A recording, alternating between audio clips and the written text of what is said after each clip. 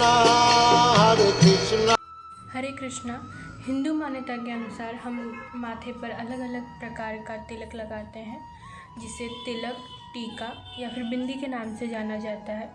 महिलाओं के द्वारा सर पे माथे पे दो भावों के बीच में लाल रंग के कुमकुम से लगाए जाने वाले तिलक को टीका कहते हैं, और जो पुरुषों द्वारा धारण किया जाता है उसे तिलक कहते हैं। तिलक की अपनी ही एक महिमा है जो कि हर किसी को नहीं पता होता। दो भावों के मध्य में, जो कि विचार, स्मरण एवं एकाग्रता की शक्ति का प्रतीक है, वहाँ पे तिलक अपनी रिंग फिंगर से लगाया जाता है। तिलक न केवल जिसने धारण किया है, अपितु जो उसके संपर्क में आता है उसकी भी नकारात्मक शक्ति, नकारात्मक ऊर्जा, नकारात्मक विचार, नकारात्मक धारणाओं सबसे उसकी रक्षा करता है। गर्ग संहिता में कहा गया है, जो गोपी चंदन का तिलक लगाता है, मतलब ये जो मैंने तिलक लगाया है वो तिलक लगाता है, प्रतिदिन उसे सारी नदियों में नहाने जितना पुण्य प्राप्त होता है, और यमराज उसके पास नहीं आते, यमराज उसे प्रताड़ित नहीं करते। इसके लिए भी एक बहुत सुंदर कहानी है। बहुत पहले एक राजा था जो कि बहुत बुरा था, वो सबको प्रताड़ित करता था, सबको मारता था। और एक बार वो जंगल में गया किसी प्राणी का शिकार करने के लिए। तभी वहाँ पे एक पेड़ के पास बैठ के कोई ऋषि गोपी चंदन का तिलक लगा रहे थे, और उनसे एक दो बूंदें वहाँ ज़मीन पे गिर गई।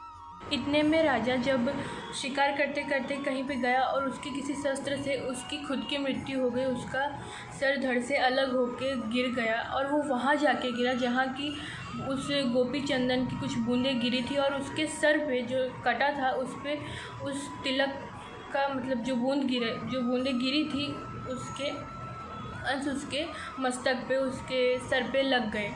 फिर जब उसकी मृत्यु हुई, जब उसे यमराज लेके नर्क में गए उसे प्रताड़ित करने के लिए, उसे दंड देने के लिए, तब उसे जब खौलते हुए तेल में डाला गया तब तेल ठंडा हो गया। फिर जब उसे मारने के लिए तलवार उठाई गई तब उनकी तलवारें भी गायब हो गई। ऐसे ऐसे उसे बहुत तरीक़ों से प्रताड़ित करने की कोशिश की गई, किंतु सब विफल हो रही थी। तब सब चिंतित हो गए, यमराज चिंतित हो गए कि ये क्या हो गया, यमराज चिंतित हो गए कि उनकी सारी तरकीबें, उनके सारे शस्त्र विफल क्यों हो रहे हैं। तब उन्होंने नारद मुनि की हेल्प ली। हमें मूवीज़ में, हमें सीरियल्स में बताया जाता है कि नारद मुनि सिर्फ चुगली करते हैं, किंतु ऐसा नहीं है। नारद मुनि बहुत बड़े वैष्णव जन हैं, वो बहुत बड़े भक्त हैं। उनसे पूछा गया कि ये क्यों हो रहा है, नारद मुनि वहाँ पे आए और उनसे पूछा गया कि ये क्यों हो रहा है। तब नारद मुनि ने कहा कि उन्होंने सारी कहानी बताई कैसे इसके मस्तिष्क में गोपी चंदन लगा है।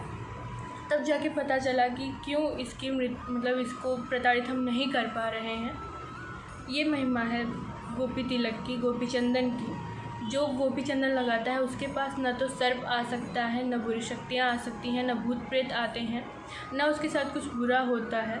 बुरा देखो हमारे साथ होता है क्योंकि हमारे कर्मों की वजह से हम भगवान को दोष नहीं दे सकते, किंतु गोपी चंदन हमारी बहुत सुरक्षा करता है। कोई भी तिलक, अगर आप लोगों को नहीं पता कि ये तिलक कैसे लगाते हैं तो आप मेरे चैनल पे जाके देख सकते हैं, या फिर मैं आपको डिस्क्रिप्शन में और कमेंट बॉक्स दोनों में उस वीडियो का लिंक दे दूँगी। आप देखिए और रोज़ तिलक लगाइए।